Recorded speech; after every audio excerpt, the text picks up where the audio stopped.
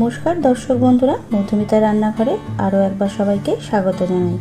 আজকে আমি জন্মাষ্টমী স্পেশাল আরেকটি নতুন রেসিপি নিয়ে চলে এসেছি, গাজরের হালুয়া। এই গাজরের হালুয়া আমরা সকলেই নিজেদের মতো করে বাড়িতে বানিয়ে থাকি। আজকে আমি কিভাবে গাজরের হালুয়া তৈরি করব সেটাই আপনাদের সাথে শেয়ার করব। তাহলে দেখে নেওয়া যাক আজকের রেসিপিটি। আমি 5টা গাজর নিয়ে নিয়েছি। প্রথমে পিলারের সাহায্যে গাজরের খোসাগুলোকে ছাড়িয়ে নেব। এইভাবে করে পিলারের সাহায্যে গাজরের খোসাগুলো ছাড়িয়ে নিচ্ছি। আপনারা চাইলে বটি ইউজ করে গাজরের খোসাগুলো ছাড়াতে পারেন। পিলারে আমার একটু সুবিধা হয়, তাই আমি এখানে পিলার ব্যবহার করছি। এরপর গাজরের প্রথম অংশটা আর শেষ অংশটা কেটে নেব। এইভাবে করে আমি দ্বিতীয় গাজরটাও খোলা ছাড়িয়ে নিচ্ছি।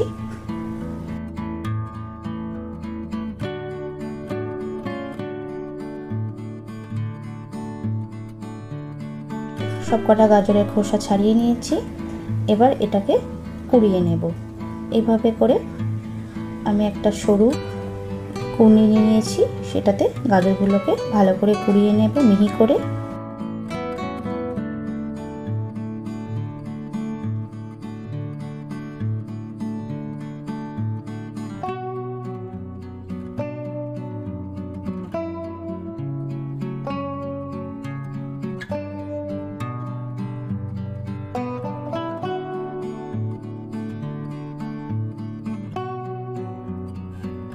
একটা গাজর কুড়িয়ে আপনাদের দেখিয়ে দিলাম। দেখুন এতটা পরিমাণ হয়েছে একটা গাজর থেকে। এইভাবে করে আমি সবকটা গাজর কুড়িয়ে নেব। 5টা গাজর থেকে আমার 1 বাটি মতন গাজর বেরিয়েছে। এরপর একটা ফ্রাই প্যানে আমি কিছুটা ঘি দিয়ে দিলাম। তারপর এর মধ্যে কাজু আর কিশমিশ 10-15টা মতো কাজু কিশমিশ নিয়েছি। ভালো করে প্রথমে এগুলোকে ফ্রাই করে নেব।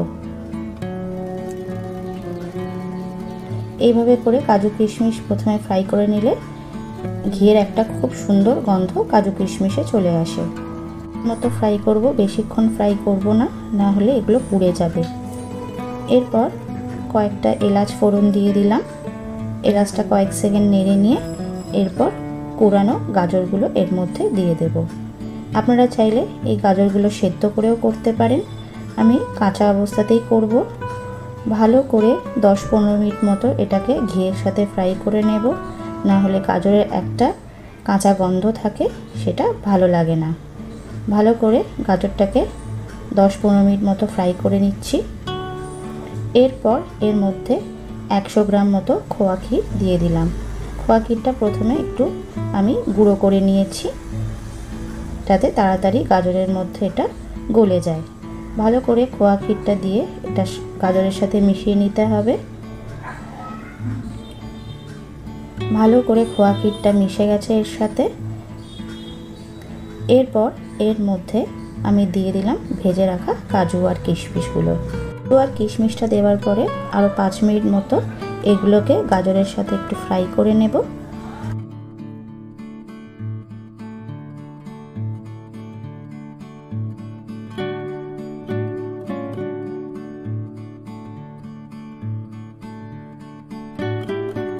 পাঁচেক মতো এগুলোকে ভালো করে ফ্রাই করে নিয়েছি।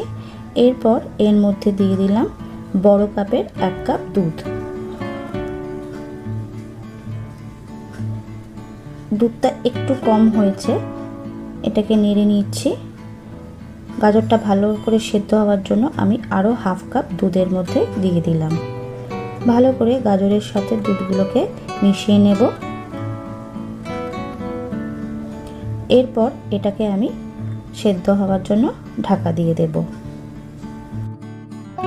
ফুটে উঠলে ঢাকাটা সরিয়ে একটু নেড়ে নেব, যাতে তলা থেকে ধরে না যায়। এরপর এর মধ্যে বড় কাপের 1 কাপ চিনি দিয়ে দিলাম। যারা কম মিষ্টি পছন্দ করেন তারা একটু কম মিষ্টি দিতে পারেন, আর যারা বেশি মিষ্টি পছন্দ করেন তারা চিনির পরিমাণটা কম বা বেশি করতে পারেন। এভাবে করে চিনিটাকে ভালো করে মিশিয়ে দিয়ে আরও কিছুক্ষণের জন্য এটা ঢাকা দিয়ে দেব, কারণ চিনি থেকে জল ছাড়বে। এরপর ঢাকা সরিয়ে নিয়েছি। দুধ একদম শুকিয়ে গেছে। দেখুন গাজরের হালুয়া একদম রেডি হয়ে গেছে। আজকে আমার এই গাজরের হালুয়া রেসিপিটি আপনাদের কেমন লাগলো নিশ্চয়ই কমেন্ট করে জানাবেন, আর ভালো লাগলে একটা লাইক দেবেন। সামান্য পরিমাণ ঘি ওপর থেকে আমি ছড়িয়ে দিলাম, এটা একটা সুন্দর গন্ধ বেরোবে।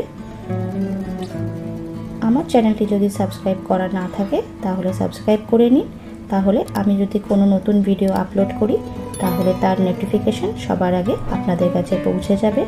ভালো থাকবেন, সুস্থ থাকবেন, দেখা হবে নতুন কোনো রেসিপি নিয়ে। আজকের মতো বিদায় নিচ্ছি, ধন্যবাদ।